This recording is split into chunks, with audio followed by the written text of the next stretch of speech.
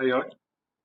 In this section, we are going to discuss on magnetic circuit, magnetic leakage, and the comparison between electric and magnetic circuits.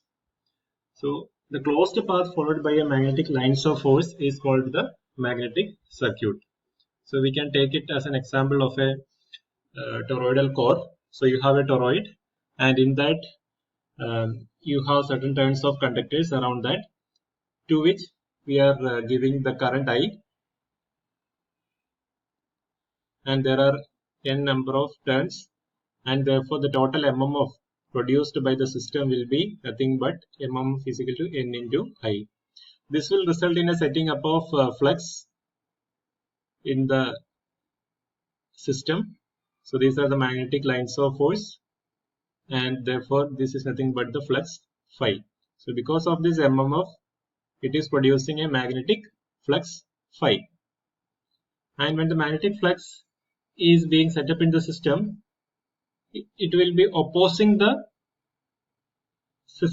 magnetic lines of force, and that is represented by the reluctance. Yes, that is nothing but the property by which it opposes the setting up of magnetic flux in the system. So now we are having three terms. One is the cause producing magnetic flux, then the flux, and the parameter which is opposing up the setting up of flux in the system.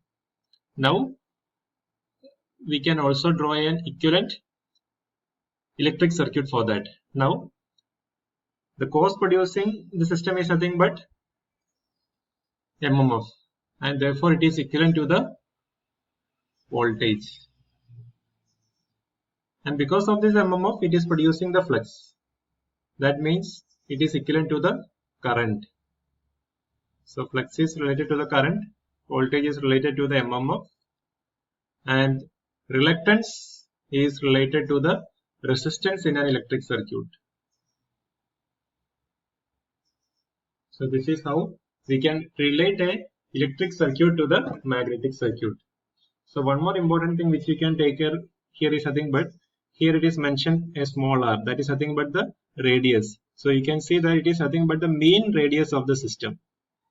Okay, it is with the mean radius, and A is nothing but the area of cross section. So if we want to find out what is the reluctances, it is nothing but L divided by mu 0 mu r into A. This A, sometimes it is represented as small a also in some of the textbooks.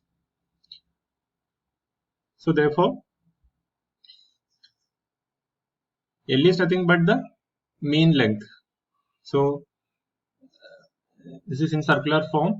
So therefore, we can take it as 2 pi r in order to get the total length of the toroid.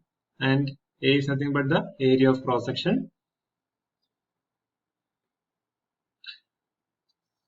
of the system. Now we will compare the electric and the magnetic circuits. So this is the equivalent electric circuit and the corresponding magnetic circuit. So electric circuit is a closed path for the electric current to flow, and the closed path for the magnetic flux is the magnetic circuit. Current is related to the flux. So current is nothing but V by R. So in that case, flux will be MMF divided by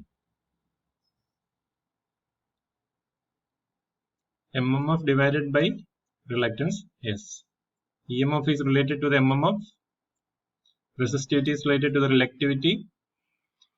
Resistance is related to the reluctance. So it is rho L by A, the resistance R, and AC is nothing but L by mu 0 mu R into A.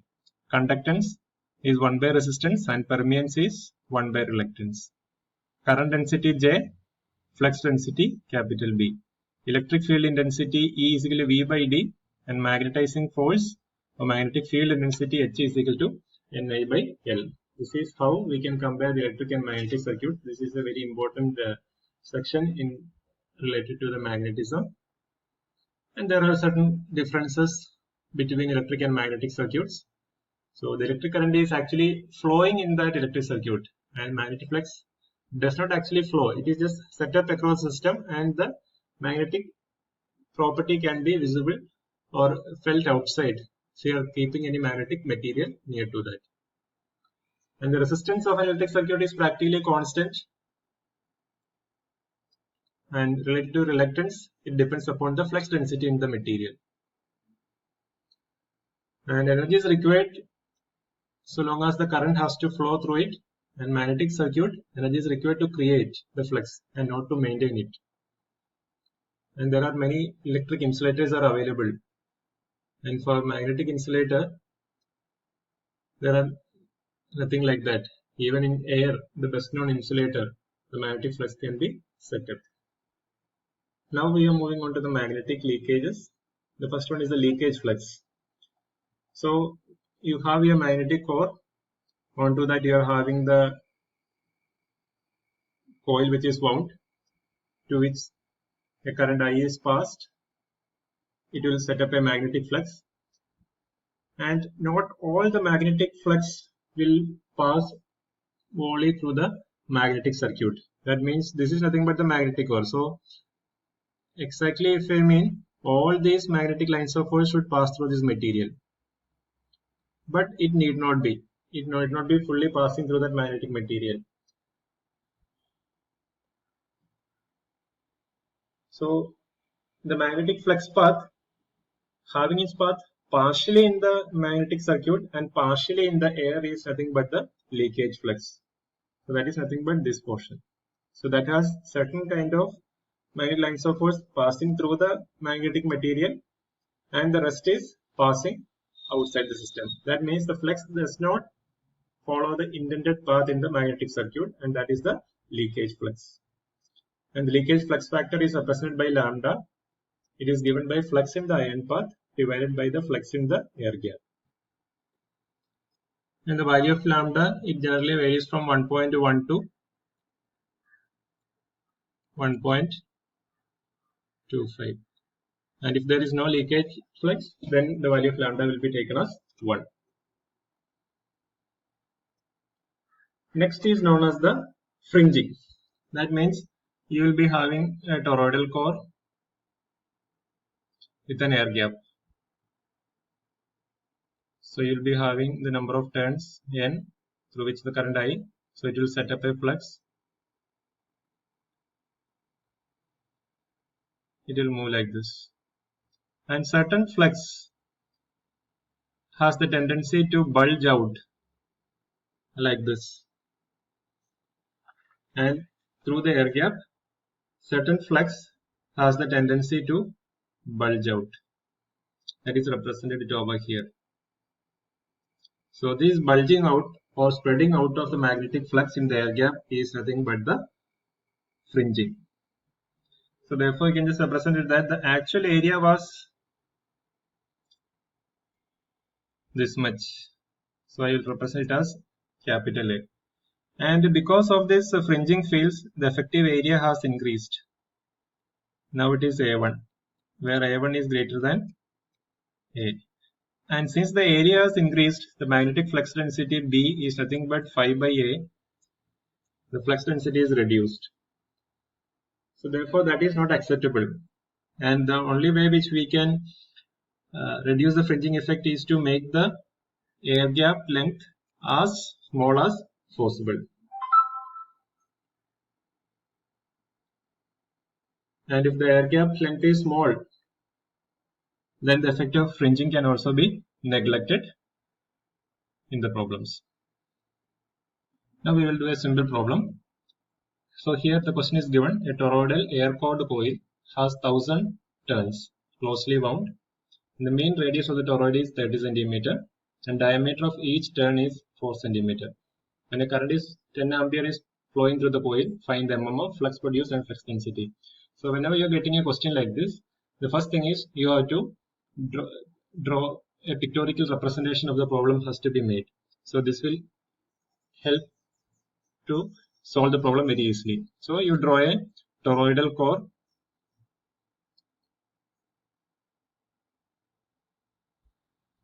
like this, and here you have 1000 turns. So just represent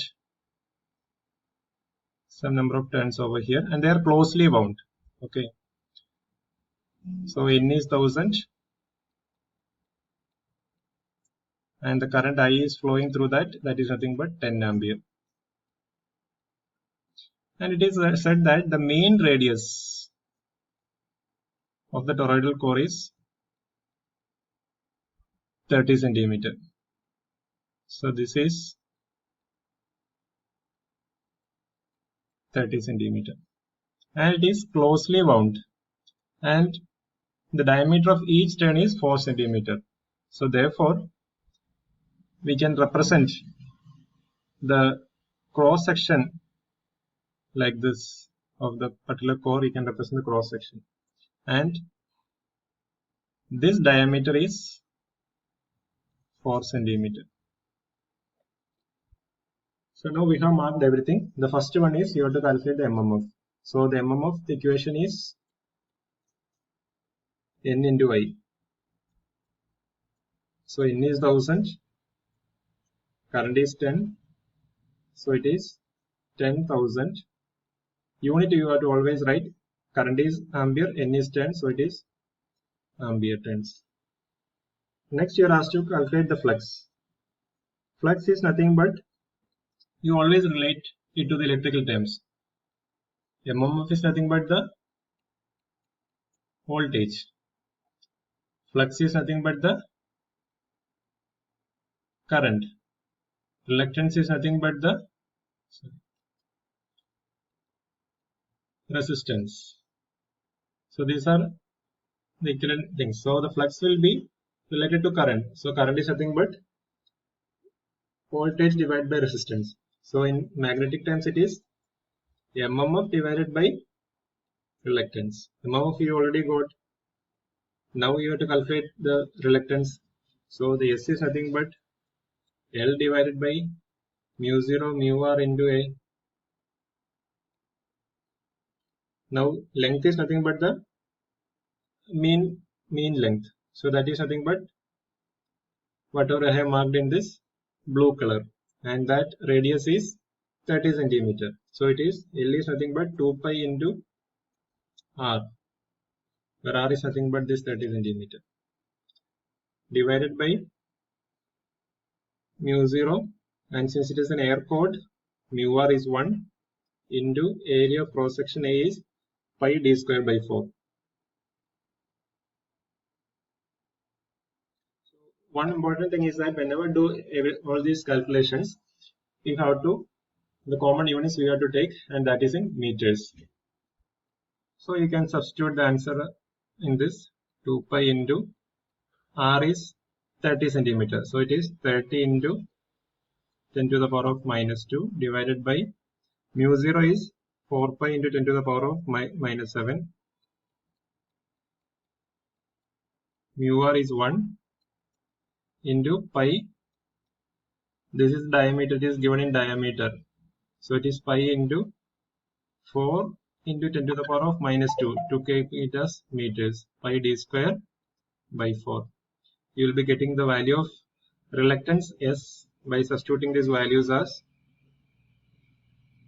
1.19 into 10 to the power of 9 ampere turns per Weber. So this is the reluctance. Now you can substitute the values of MMF and reluctance. So the flux phi will be 10,000 divided by 1.19 into 10 to the power of 9, and you will be getting the answer of flux phi as 8.37 into 10 to the power of minus 6 Webers. So you got the flux phi also. Now the last part of the question is flux density. Flux density is flux divided by area. So flux you already got it as 8.37 into 10 to the power of minus 6 divided by area is nothing but this particular area of cross section. So it is pi d square by 4. So it is pi into 4 into 10 to the power of minus 2 the whole square divided by 4. And you will be getting the answer as 0.67 into 10 to the power of minus 2 Tesla or Weber per meter square. So always remember that everything has to be converted to the meters because all units are in meters. Thank you.